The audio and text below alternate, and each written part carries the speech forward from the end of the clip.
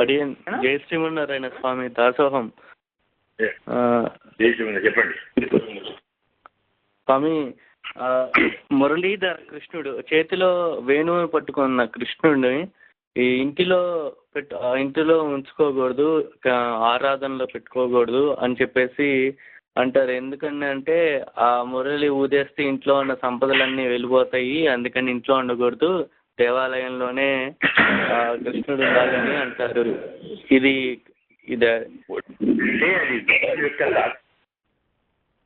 వేదం అధ్యయనం చేసి సంపదలు వస్తాయా పోతాయా? ఇంట్లో వేదాన్ని అధ్యయనం చేసి సంపదలు పోతాయా వస్తాయా? వస్తాయి. ఇది చాలా తప్పు ఆలోచన. చాలా మంది దగ్గర చాలా విపరీతమైన భావనలు ఉన్నాయి.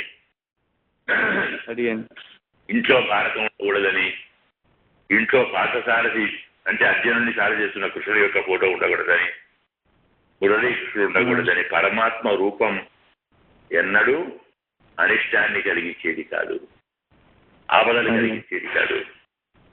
ఒక్క కృష్ణుడిని పెట్టుకోవద్దు, రాధాకృష్ణుడిని పెట్టుకోండి, రుక్మిణీ కృష్ణుడిని పెట్టుకోండి. మన శాస్త్రం, మన సిద్ధాంతం ఒక్క రాముడు ఉండకూడదు, ఒక్క కృష్ణుడు ఉండకూడదు. మురళీ కృష్ణుని పక్కన కూడా రాధా మురళీ కృష్ణుడు ఉండాలి. రాధతో మురళి ఉండాలి, కృష్ణుడు ఉండాలి. కృష్ణుడు మురళి మోగించింది కూడా రాధ కోసం. కృష్ణుడు ఒంటిగా ఉండకూడదు, విష్ణువు కూడా ఒంటిగా ఉండకూడదు. లక్ష్మీనారాయణులనే మనం పూజించాలి, ఆరాధించాలి. సీతారాముడు, రుక్మిణీ కృష్ణుడు, రాధాకృష్ణుడు. ఒక్క లక్ష్మిని పూజించకూడదు, ఒక్క నారాయణుడిని పూజించకూడదు.